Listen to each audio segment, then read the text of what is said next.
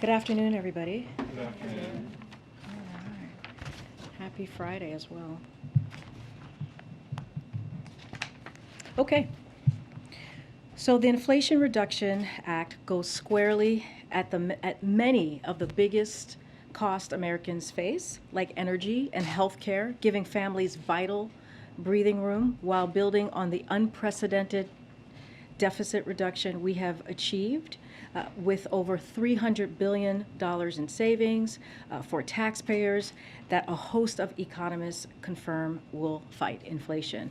Larry Summers, who has been critical of some of our policies, is one of them. He said, quote, "It's fair to call it the Inflation Reduction Act because it's directly fighting the rate of inflation." Other experts like Jason Furman and the Committee for a Responsible Federal Budget has said the same. Jason Furman said, "The Inflation Reduction Act is what the country needs right now, helping to address one of our biggest long-run challenges, climate change, for example, while making progress on our biggest short-run challenge, inflation, while protecting the most vulnerable." And Maya McGinnis, president of the Committee for a Responsible Budget, "Almost every one of these policies in of itself will fight inflation, and on net, the entire package most certainly will." To circle back for a second, that more than $300 billion that I just mentioned in a deficit reduction I mentioned earlier just now will be financed by ending special tax benefits for the wealthy and big corporations that have happened at the expense of the middle class, including loopholes that allow multi-billion-dollar international companies to pay $0 in taxes, or a hedge fund manager to pay considerably less in taxes than middle-class families will act against inflationary pressures across the board, addressing many costs. The president's biggest priority is cutting costs for families and fighting the global problem of inflation that is affecting the world, and that's why he wants to pass this as soon as possible.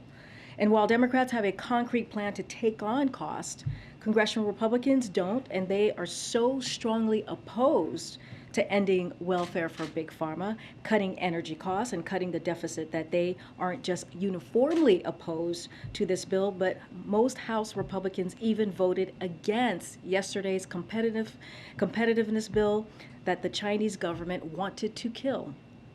They even blocked legislation to help veterans exposed to toxic chemicals in service of their country. The last thing I want to talk about is the Kentucky flooding that we have seen, that all of us have seen these past day or two. And just to give you a little bit of an update, the White House is continuing to closely monitor the devastating flooding in eastern Kentucky, and President Biden is receiving updates very regularly. Our hearts break for the families of those who have lost their lives or are missing, and to all those who have been impacted. The president reached out to Governor Beshear, as some of you may have already heard, last night, and left him a voicemail offering the support of the federal government, and I expect they will speak at some point today. He also called Senator McConnell this morning to offer support. This morning, the president approved the governor's request for an expedited major disaster declaration and ordered federal aid to supplement state and local recovery efforts. FEMA Administrator Criswell is also on the ground today to tour flood damaged areas of the state with Governor Beshear and state and local officials. Search and rescue efforts are ongoing with more than 20 search and rescue teams on the ground. FEMA has deployed rescue personnel to assist with those efforts, and they have dispatched an incident management assistant team and staff to the State Emergency Operations Center. We will continue to monitor the situation closely as damage assessments occur. Unfortunately, Kentucky is no stranger to catastrophic climate events, and the federal government will continue to provide assistance. Lastly, and separately, I want to make sure you all saw the series of announcements we made yesterday on the federal government's efforts to address the growing wildfire threats, which are driven in part by climate crisis, which have exacerbated historic drought conditions. Homeland Security Advisor Liz Sherrod-Randall and Secretary of Energy Jennifer Granholm convened a meeting yesterday with CEOs from the American electricity sector and senior leaders from across government to discuss how we can protect our communities from the accelerating threat of devastating wildfires, which is being exacerbated again by the climate crisis. We sent out a readout of this meeting early this morning. With that, Darlene, you want to kick us off? Thank you. On the veterans legislation that was blocked in the Senate, does the White House see what happened with that bill as a small hiccup, a small bump in the road, or do you see that as something more serious? So I'll say this, and I kind of said it in the opening just now. You know, we are on the verge. The president and congressional Democrats, or Democrats in Congress, are on the verge of passing this really critical, important piece of legislation that's going to help middle-class families, and that is the Inflation Reduction Act. And so that is critical, that is important, and that will help lower costs on pharmaceutical drugs. That is going to lower costs when it comes to energy costs as well, and reducing the deficit. And what congressional Republicans have done and what they have offered a plan that's going to increase taxes on 75 million Americans and sunset Medicare and Medicaid. And the way that we see it is we have a plan. We have a plan to fight inflation. We are ready to help middle-class families, and Republicans are opposing that. They're opposing that because of false rage. They're opposing that because they are angry about, I don't know, a procedure on the House that we can't even speak to. And here's the thing: we are talking about veterans. We are talking about our veterans who have fought for this country. We are talking about veterans who have been exposed to toxic chemicals because of their service to our country. So the time is now to get this moving. The time is now to move forward, and we hope that they do the right thing. Secondly, the president had a couple of events here this week after he came out of isolation. Can you give us a sense of how soon you anticipate him having an event away from the White House, maybe taking a day trip, and also are you tracking him signing the CHIPS bill next week? So I believe the bill is currently going through enrollment, the enrollment process, right? So that's happening, I believe, today, and so we'll probably have more on the CHIPS signing of the CHIPS Act early next week. I don't have anything for you at this time, and as you know, I think someone asked me this question yesterday about when is he going to get out there, and if you know Joe Biden, if you have followed this president, and I know you have, Darlene, for many, many years, you know that one of his favorite places to be is to be out there talking directly and engaging with everyday Americans. And so as soon as we have something to share with on his schedule, we will surely be able to do. We'll surely be doing that, so you guys all know when he's going back out, which he's excited to do, looking forward to do. Go ahead. Thanks. Thanks, Karine. A number of Ukrainian POWs have been killed and injured in a shelling of a detention facility in Donbass. Both Russia and Ukraine are accusing the other side of doing the shelling. Do you have any intel on what happened or any more detail? So we've seen those reportings. It's not something that we can speak to from here, but just not something that we're going to comment about. But we have seen the reportings. Okay. But no sense of who's responsible? Yeah, we're just not going to speak to that at this time. Okay. And on one other topic, you opened with a statement about the reconciliation bill, to use that word. Do you have any concern, does the White House have any concern that passage of that bill, which of course would be a huge victory for the president, may prevent or may lead to some Republicans not supporting other bills, such as the gay marriage bill or others that they might have been inclined to support? So we like to call it the Inflation Reduction Act. I'm aware. I mean, that's the name of the bill. And because it does fight inflation, that's what many experts say. But no, you asked really good questions. Look, I said this, I was trying to get to that with Darlene's question about the importance of the Inflation Reduction Act and how it is going to help middle-class family, how it's going to lower cost. And this is a plan. When we talk about having a plan for inflation, this is the plan that Democrats have. This is the plan that the president has. And it's going to have a real effect when you think about healthcare, when you think about energy costs, when you think about pharmaceutical drugs, you think about our grandparents, or the seniors who are thinking every day how they're going to pay for their pharmaceutical drugs. This is a way to do that. And for the fact that Republicans are turning away from this, it's shameful, actually. But when it comes to marriage equality, we know that this president, this is not a secret, this president has been a leader of marriage equality. He has been out front, ahead of so many other members of Congress when he was a senator, and over just the past couple of years. So this is that act he supports. We put out a SAP last week, and we're going to continue to have those conversations with congressional members and members of Congress to make sure that moves forward. Ms. Karine, first I wanted to ask for a status update, if you have one, on the updated COVID vaccines. Does the administration have even a rough timeline on when they will be rolled out?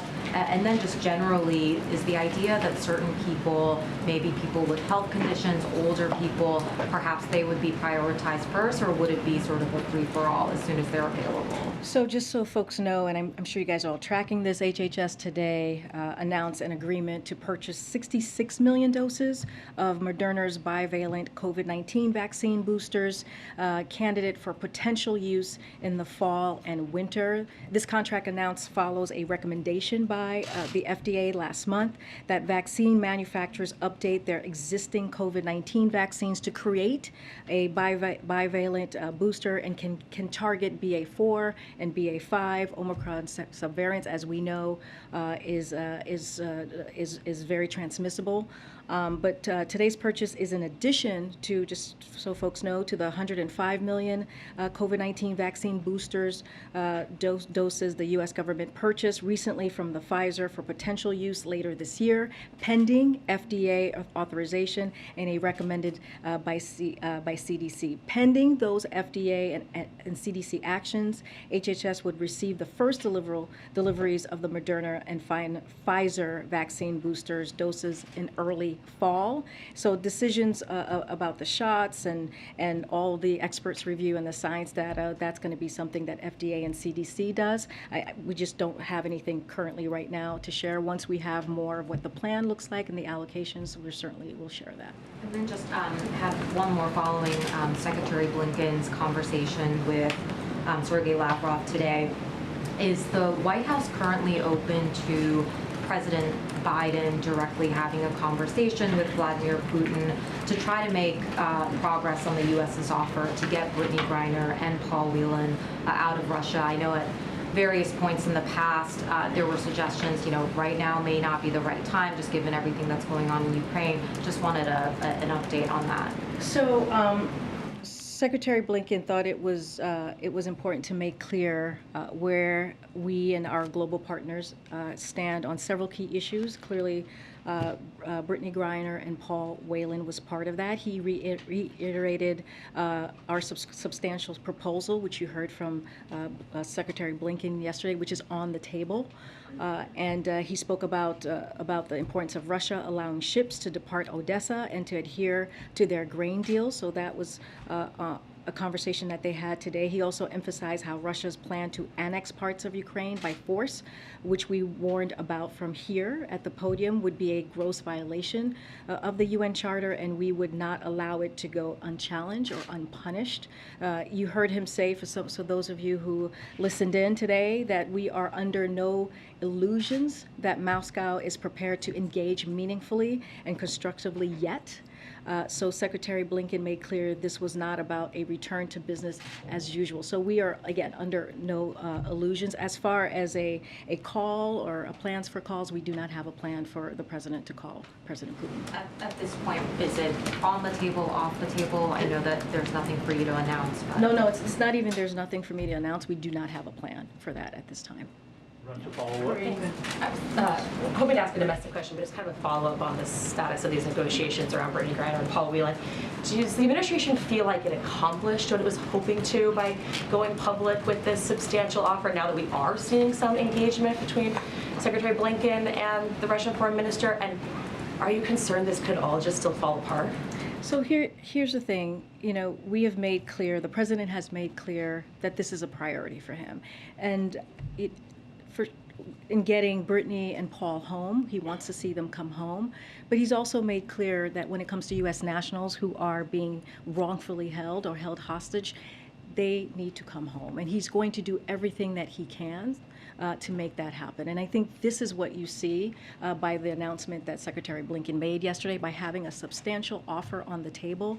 We are making clear and being very transparent of what is happening. Those conversations are going to continue to go on. We are not going to negotiate from here just because it's just the right thing to do, and we want to be very careful. And so, again, this is the president showing that he is willing to do everything that he can to bring U.S. nationals home who are wrongfully It seems like it's in detained. the right direction of Blinken and Lavrov talking. I'm not. I mean, you heard from the secretary yourself. He was very clear, as I just laid out, of the three things that came up during that conversation. He also said he is not delusional, and we expect conversations and negotiations to continue. I'm just not going to say much more from here. And I just wanted to ask about some of the details in the Manchin-Schumer sort of deal in the reconciliation bill. Everyone's just had a beat to be able to kind of dig into the bill text, and we're starting to see some environmentalists really voicing concern, like acknowledging obviously these huge investments in clean energy, but frustrated by some of the trade-offs, mandates for new drilling, mandates for opening up some different parts of the country to drilling. I was struck by Chairman Grijalva saying that he was particularly concerned that the deal's promise of comprehensive permitting reform was another euphemism for gutting our most foundational environmental and public health protections. So just what's your message to environmentalist leaders in your own party who are really worried that the climate investments just might not be enough to offset all this new drilling potential? So I'm going to say that, I said this yesterday, which is, this is a historic piece of legislation. It is going to be a game changer for so many Americans, so many middle-class families, and that the president is grateful. We have said that is grateful for the work that has been done by Senator Manchin and Senator Schumer and others in making this happen. And so the way that we see it is going to help struggling Americans in a big way. When you think about lowering costs, we've been talking about what are we going to do with inflation. This is one of those things, right? This is going to help Medicare actually be able to negotiate to lower this cost. This is going to lower energy costs. This is the biggest investment that we have ever seen in U.S. history when it comes to fighting climate change. So this is a big deal. This is incredibly important. But we also see this as a down payment on what the president talked about in 2019. When it comes to climate change, the president has taken bold actions for this past 18 months, and he will continue to do that. It doesn't end here. He'll continue to take action to make sure that we reach his goals, his emission goals. We believe that we will meet these goals with this particular piece of legislation, but there will be more work that we will continue to do. Is it fair to say he just likes the whole bill, all of it? He is grateful, and he thinks this is a historic bill, and this will help struggling families, and this is part of fighting inflation. And also, when you think about the deficit, lowering the deficit, which we've already seen this past year, that was done by $1.7 trillion. Now we're going to add another $300 billion. This is a big deal. This is incredibly important for American families. Go ahead, Karine. On that note, because it's a priority for the president to pass this bill, has he or does he have plans to talk to Kirsten Sinema, who has not yet said whether she'll support it? I'm not going to read out any calls or potential calls with other Is he elections. kind of working behind the scenes to talk to lawmakers, get them on board, especially those who might be reluctant to support So it? the president has regular conversations with members of Congress.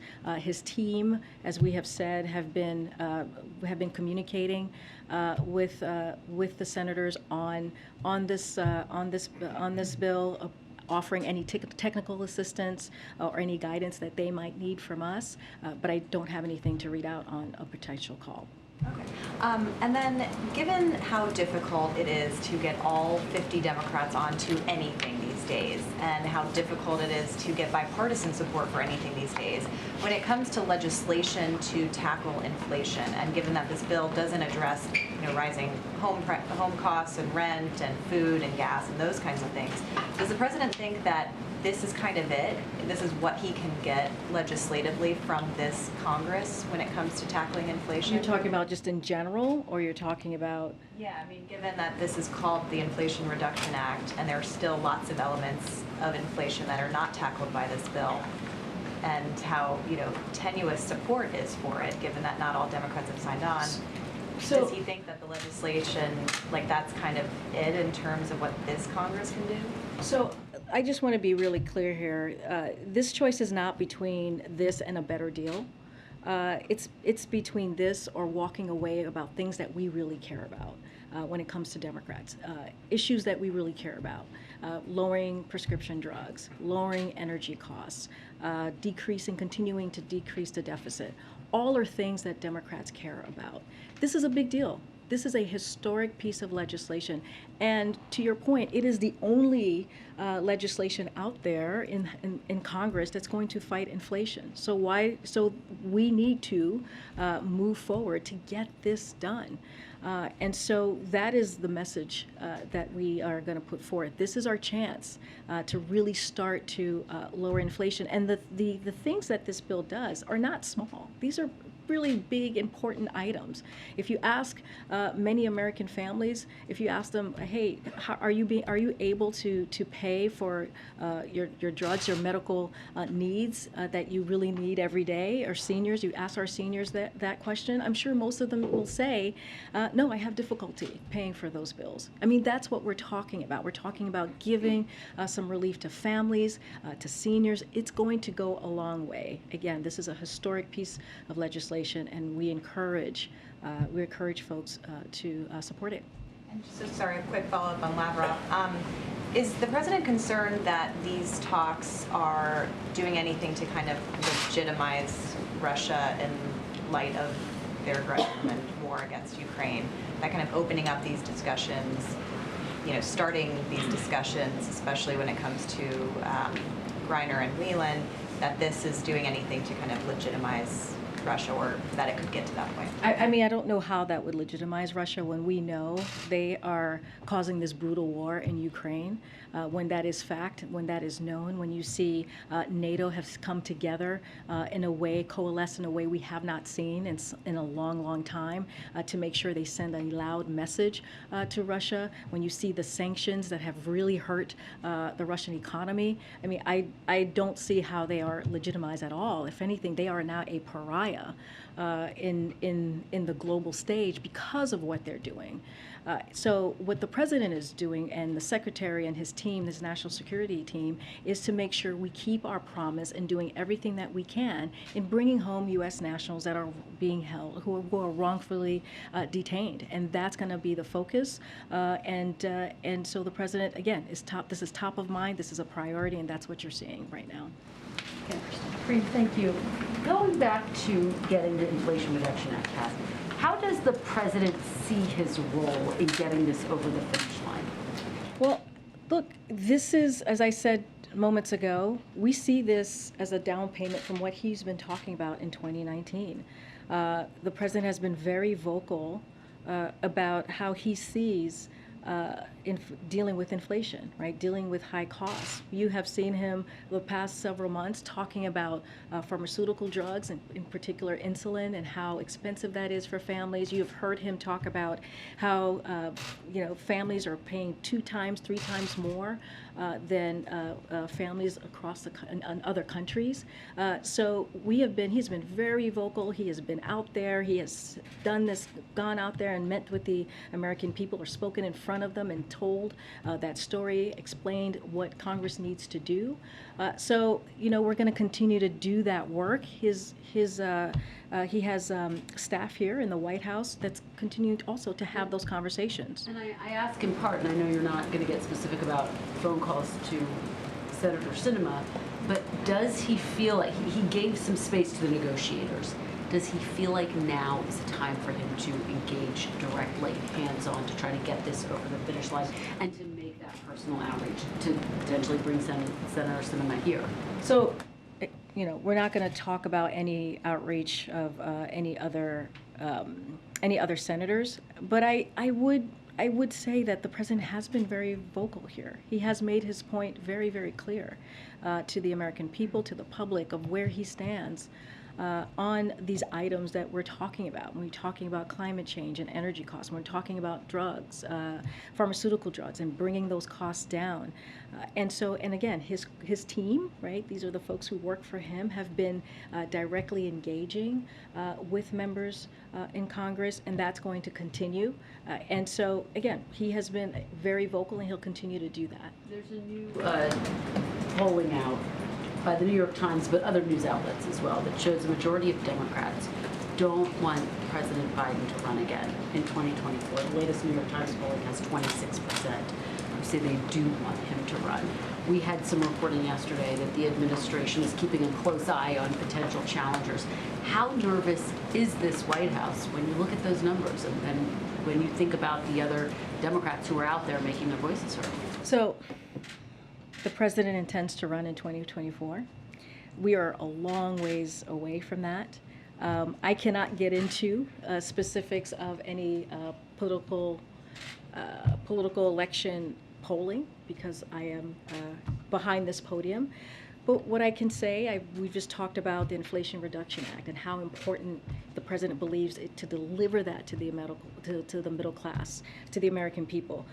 Earlier this week, or just yesterday, the CHIPS Act was passed, and how critical that's going to be to lowering costs, investing in manufacturing. As we talk about inflation, it's going to strengthen the supply chain. All of these things are the work that are because of the work that the president has been doing. So we're going to continue those efforts. We're going to continue to deliver the best way we can, and let's not forget the gas prices as well. That's something that the president has been doing for months, and we have seen a decline for the last 6 weeks. That's our focus. And just one more on the prisoner swap. Does the administration feel more confident now that you'll be able to bring Brittany Griner, Paul Whelan home after the conversation that Secretary Blinken had with his counterpart? We are doing everything that we can to bring Paul home, to bring Brittany home. We believe they are being wrongfully detained, and they should be home with their families, and we're going to continue to do the work to get them back. I'm just going to go ahead, Stephen. Thanks. Congresswoman Maloney, who chairs the House Oversight Committee, sent a letter today urging the administration to declare a public health emergency for monkeypox. Where does that request stand? Dr. Jha talked about this the last time he was in here, one of the last times he was here. He said that isn't up to HHS to decide, and I would leave it to them to make that decision. Earlier this week, I asked you about the TPOXX treatment that has been shown to be effective in reducing some of the pain and the lesions from monkeypox cases. Does the administration believe it has done all it can to see to it that this treatment is made more available? CNN reported this morning that only 230 courses had gone out as of last week, with more than 5,000 or close to 5,000 cases.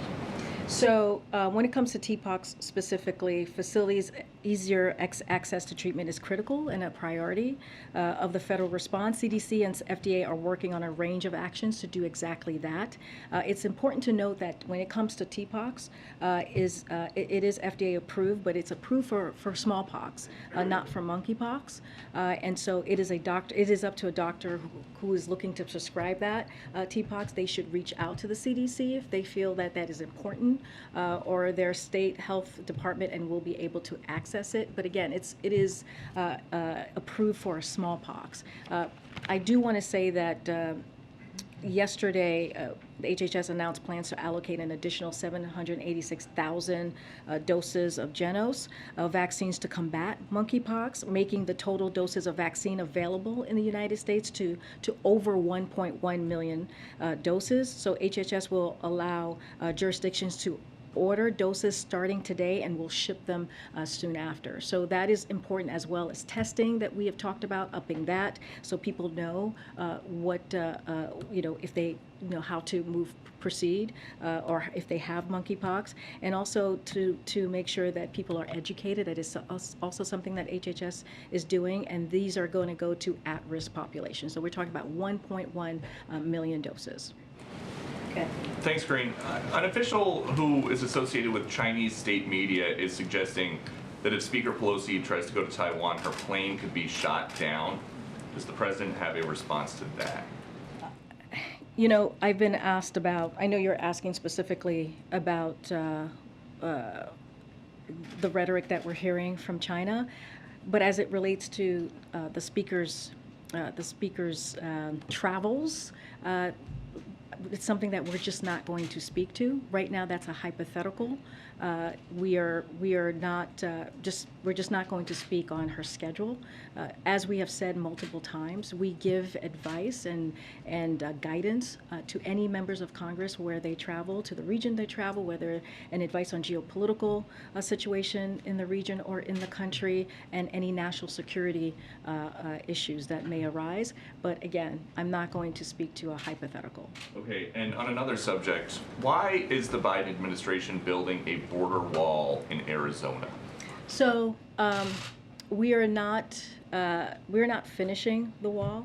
We are cleaning up the mess the prior administration left behind in their failed attempt to build a wall. And I just want to be very, very clear here. On day one, we returned the money, the $8 billion the prior administration took from our military. We gave that back to the military, for military families, for schools, for bases. That's what that money was being used. That's what it was taken away from. And so again, what we're doing is cleaning up the mess that the prior administration has done. But President Biden, when he was a candidate, said there will not be another foot of wall constructed in my administration. Yeah. So what changed? We are not finishing the wall. If walls work in that part of Arizona, is this the administration trying to get migrants to cross somewhere else, like in Texas? What is the plan? We are not finishing a wall. We are cleaning up the mess that the prior administration made. We are trying to save lives. This is what the prior administration left behind that we are now cleaning up. By finishing the wall, is this We are not finishing the wall. by filling in, finishing? We are not finishing the wall. By filling in, is this racist? Because in 2019, when the former guy was proposing a wall, you said that it was his racist wall. So how is this any different? I'm just having a hard time understanding how this is any different. I'm not even sure how you get to your first question to this question that you just asked me. I will say this: a What's border the wall. difference? I'm answering your question. A border wall is ineffective use of taxpayer dollars. So it's ineffective of taxpayer dollars that actually went to the military, that the last administration, the prior president, took from the military, which took away from schools, which took away from military bases. That's what that money that he pulled away from to build this wall that he wanted, that is ineffective, by the way, which I just said. Just recently, CBP reported that new bollard fencing along the southwest border was breached 3,272 times between fiscal year of 2019 and 2021, requiring $2.6 million in repairs. It's ineffective. We are not finishing a wall. We are cleaning up the mess that the last administration made. Okay. Yes. Good. Thank you, Karine.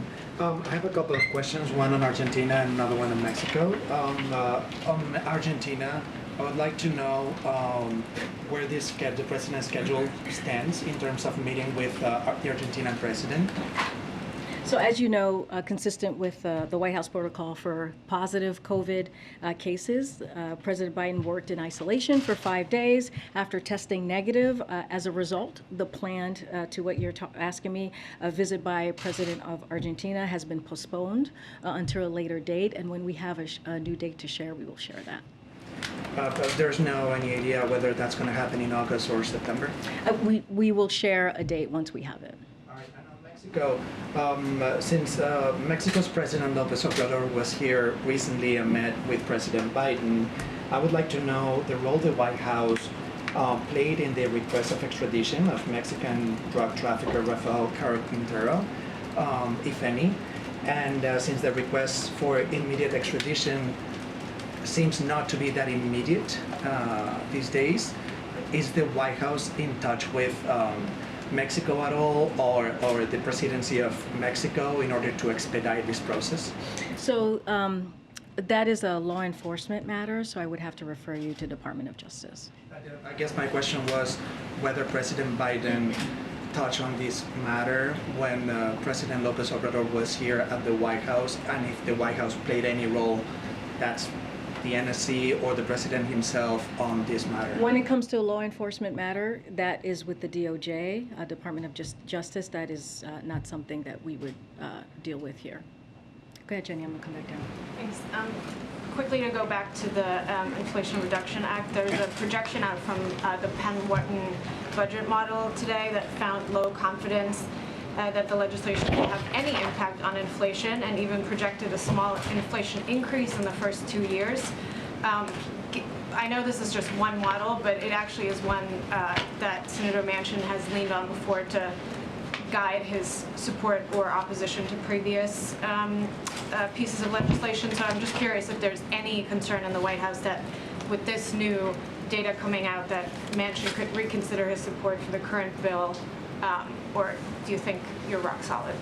And how this squares. I know you cite other economists. You cited Jason Furman and Larry Summers, but I'm just curious how this squares with what we're seeing today. So there's also, Joseph Stiglitz said in a statement, the compromise agreed to under the rubrics of the Inflation Reduction of 2022 is far more than just an act addressing inflation, although it does that in several ways. It simultaneously addresses several key and long-standing problems facing our economy and society. First, on inflation, there is a simmering debate on the cause of inflation, but whatever side one takes in that debate, this bill is a step forward. And that's how we see it as well. For those worried about excessive demand, there is more than $300 billion in deficit reduction. That is also very important as we talk about fighting inflation. That $300 billion deficit reduction on top of the $1.7 billion deficit that we saw last year is critical, and it will help fight inflation. Reed? Okay. I just wanted to come back to monkeypox really quick. With San Francisco declaring it a public health emergency, New York State getting there as well.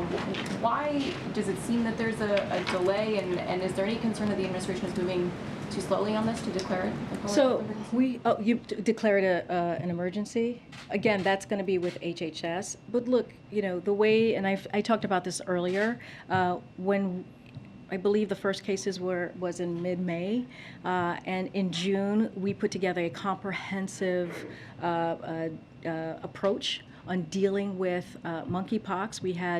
We put out 300,000 of vaccine that went to targeted areas, to communities at risk, working very closely with state and local legislators. I just announced another close to 800,000 doses that we will put out there. That's a total of 1.1 million doses. And then we also asked for 5 million after that. So we are doing everything that we can, working with state and local legislators. We think it is our responsibility to fight this virus.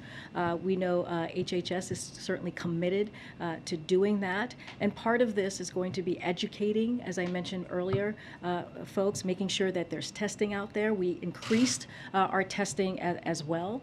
And so we're laser focused. We're going to get more vaccines out to the population across the country. Again, that's just one part of what we're doing. The testing and the treatments, we're going to make sure that is more accessible as well, because we understand how important it is for people in communities at risk to protect themselves. So we're going to continue doing that work. Okay. Does the administration feel confident it can get the funding it needs for the monkeypox response from Congress, given that it's struggled to get coronavirus funding for several months? So as the president said the other day, it's critical that we keep investing in the vaccines, treatments, tests, and other tools we need to continue to make progress on this as well. And so we're going to continue to do that. We're gonna, our team is gonna work with Congress to deliver on the COVID and monkeypox. It's about $21 billion. Senate is seeking to get that done. So that is going to be continued focus to get that $21 billion. Karine, so Mark Fogel has been in a Russian prison for 11 months and is serving a 14-year prison for bringing half an ounce of medical marijuana that he was prescribed in the United States. Why is he not on the list with Brittany Griner and Paul Whelan? No, we've gotten that question before, and as we have said, there's certain cases that we cannot speak to because of privacy issues, and that is one of them that we cannot actually speak to. But again, I'll just reiterate what we have said with wrongfully detained and U.S. nationals that have been held hostage. We are going to do everything that we can to be able to get them home. But some cases that we just can't speak to it. You to speak to it, though. They're anxious and concerned they're not on the same list as the other two Americans with some similarities in their situations. So again, there are privacy considerations, so we have no further comment to make at this time, but this is something that we take very seriously. We see this as our responsibility to assist U.S. citizens abroad and monitor their situation, but on this particular case, we cannot speak to it. I wanted to ask about two provisions in the HHS appropriations bill that Senate Democrats put out this week. There's $10 million in it to create a reproductive health ombudsman position at HHS, and there's also $350 million to fund travel costs for women to go to other states, as well as to expand abortion facilities in states that still allow it. My question is whether the White House supports these provisions, and if you do support them, are there ways that could you still do them even if the funding doesn't end up in the final version of the bill?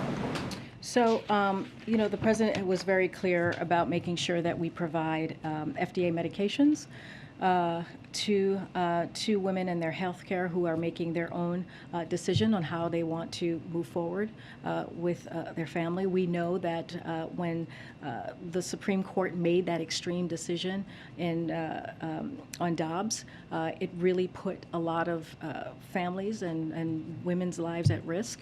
And so that is something that he made sure FDA was able to do. When it came to travel, he asked DOJ to make sure that women can travel safely when they cross into a different state to get that abortion. And so, I don't have much more to say on the HHS funding. Again, this is something that the president has been very clear in making sure that we do everything we can, and he put forth those two actions. When it comes to anything else, everything's on the table, and we'll have more to share. But I'm going to leave that. Right now, whether an ombudsman is needed at HHS, for example. I'm just going to leave it there. Go ahead. Thanks, Karine. Two questions for you. One, has President Biden been tested for COVID since testing negative to end his isolation as part of the monitoring for any rebound cases? So I don't have, I would have to check with his team on when the last time he was tested. We have been clear that when if he were to test positive, we would share that and we'd be transparent. So we'll share that when we have that information. And then a follow-up. If we have that information. We do not want to have that information, but if that were to occur, we would be transparent, like we were when he did test positive a week ago, almost. And then I wanted to follow up on the question Kristen asked you. Democratic Congressman Dean Phillips today said he doesn't believe that President Biden should run again in 2024. He says he believes, quote, most of his colleagues feel the same way, and that it's time for a generational change. Generational change is something we've heard President Biden himself talk about in the Democratic Party. So does the White House have any response to the congressman? Look, I'm going to stay where I am, what I said earlier to your other colleague, which is the president intends to run in 2024. We are ways away from 2024. We are going to continue to focus on doing the business of the American people by delivering for families, by lowering costs for families.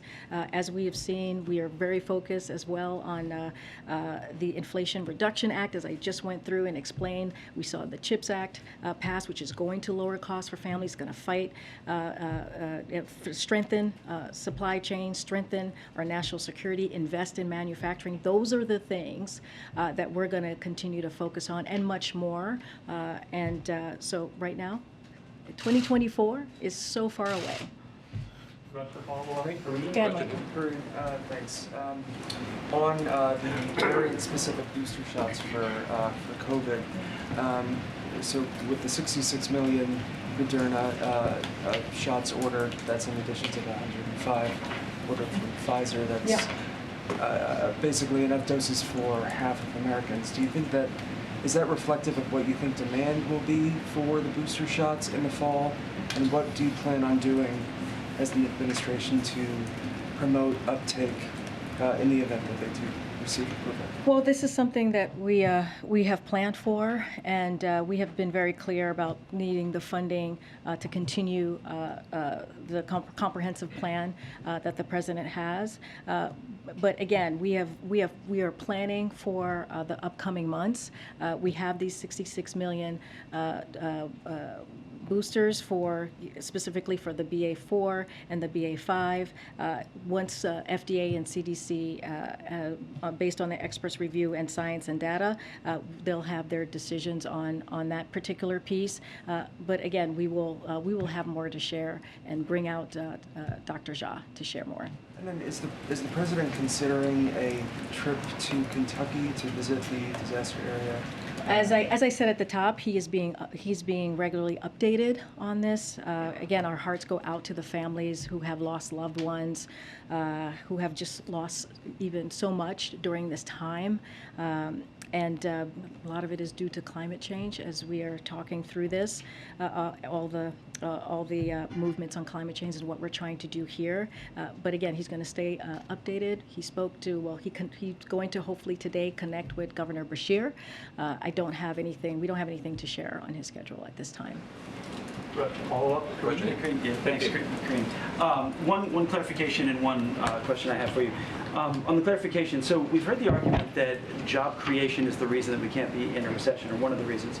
But on net, we were adding back jobs, not creating, because last month, for the first time, the private payroll finally reached the February 2020 levels. So the private sector's now only created 140,000 jobs. After adding back what? So what we have been saying is that the president, since the last 18 months, we have created 9 million jobs. That is, those are the historic numbers that we have seen, the strong economic strength. That are being added back. But we also have created jobs as well, as I just stated. And so that is also very important to note. And so when it comes to the economy at this point, at this time, we're seeing a transition. That's what we are after a strong economy, a transition into more stable and steady growth. And that is something that you've heard it from Brian Deese, you've heard it from economic team, that we expected. There's nothing new there. And so we're gonna, the strong labor market, the resilience of the resiliency of business, resiliency of the consumer purchase matters in all of that, matters in what we're seeing currently. But we understand that there's more work to be done as we talk about inflation, as we talk about high costs, which is why we continue to talk about the bills that we're seeing in Congress, in particular the Inflation Reduction Act. And so that's going to be our focus. And on that transition, when can Americans feel or see, when can Americans expect that transition to be over? So it's happening currently right now. That is what we're stepping into. We see that a little bit of a cooling, right, with the jobs numbers that we see every month. And again, that is expected, and so we'll continue to see that. Secretary Yellen explained this very well, much better than I am, because she is an economic expert and a very trusted voice on this. One of the things that she said that I think is important: a variety of risks ahead, like Russia's war, COVID lockdown, lockdowns in China and more. We have strength in the economy, a strong labor market being one strength. Consumer household balance sheets remain generally strong. Credit quality is strong. You do not see some significant increase in business bankruptcies, which is important. And so these are the things that she highlighted yesterday that speaks to a lot of what we're talking about when we talk about strong labor market and where the economy, the state of the economy is currently at this time. One more quick one, if I could, just off topic a little bit. What's the difference between Texas busing migrants to D.C. and the federal government flying migrants to, say, New York in the middle of the night in other cities? It's very different because we're not doing it as using migrants as a political pawn. Go ahead. I have two quick questions on Russia and Ukraine and another one on Nicaragua. So there's been a lot of movement in Congress about designating Russia as a state sponsor of terrorism. There's a Senate resolution, as you know. There's a House bill that was just introduced. So my question is, does the president support legislation to officially designate Russia as a state sponsor of terrorism, or does he believe that to be an executive purview? And if so, what are his criteria? So basically, it's a determination. This requires a determination by the Department of State on specific criteria in congressional statute. So we're looking into it along with a range of other proposals to impose further cost on Russia. So that's how it's determined. But for some context, when it comes to export controls, which we have aligned on with 30 plus partners, to multilateral sanctions with over 30 countries across 4 continents, to curtailment of international assistance and foreign aid, the costs that we have imposed are in line with some of the consequences of an SST designation. Our unprecedented sanctions are having a drastic impact on Russia. Russia's stock market has lost 1/3 of its value. Inflation is rising up to 20% in Russia. Russia's imports of goods from around the world could fall by 40%. It was reported that due to the enormous pressure of the U.S. and over 30 partners around the world, Russia defaulted for the first time in more than a century. So that is what, when I say Russia is becoming a pariah, with the question that I was asked, if we are lifting up Russia, not at all. They are, their economy is suffering, and it's because of what they are doing in Ukraine, the war, the brutal war that they are imposing on Ukraine. Can you confirm and or comment on Ukrainians reportedly being mistreated in infiltration camps set up by Russia and provide a reaction to that? Well, I have not seen those reports, so can't comment from here at the podium. But look, this is a brutal war that Russia has created in Ukraine because they don't want Ukraine to be a democracy, because they don't want Ukraine to be a sovereign territory. That is what Russia is doing. This is not Ukraine. This is Russia causing this war, which is causing also global challenges around the world. So this can end. This can end today if President Putin says so. This could end today. One last one on Nicaragua. So the Nicaraguan government has withdrawn its approval of the president's nominee for ambassador to Nicaragua, Hugo Rodriguez, following his criticism of President Ortega's regime. What is the president going to plan on next? So I need to check back with our team on that particular question. I'll take one last one. One last one. Go ahead. On monkeypox, as I'm sure you know, advocates and medical professionals have expressed concern about the public framing of monkeypox and that it could stigmatize the LGBTQ plus community. I've also spoken to advocates that have said that monkeypox, the name itself, is stigmatizing because of its association with Africa and the history of apes and monkeys being compared, black people being compared to monkeys and apes. The World Health Organization had a meeting about potentially changing the name of monkeypox. Advocates would like to call it MPV using the acronym. Is that something that has been discussed at all with the administration? Would they support that position?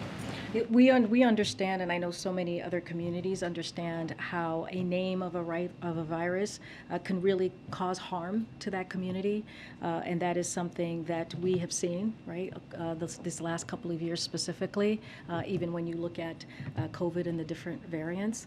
And so that is something that is important to note and to speak to. I do not know of any conversations that is currently happening internally about that. Clearly, that is not something we decide on. That is something that, as you just stated, that WHO makes a decision on the names of viruses. So I would leave that to them and would refer you to them. Loans. Yesterday, about 100 members of Congress, including Senator Schumer, Booker, and Warren, called on President Biden to extend payments on the pause on payments.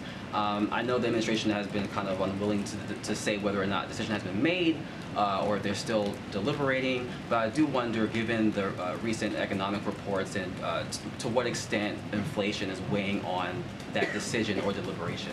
So that question has been asked by our, I think, Jared was asked this when he was here last week, and so I leave you to his comments on that.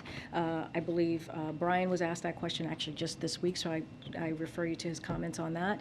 I don't think, well, what I want to say is that it is a decision that the president takes very seriously. He understands the burden that student loans has on families, and so he wants to make sure he is making a decision that is thoughtful.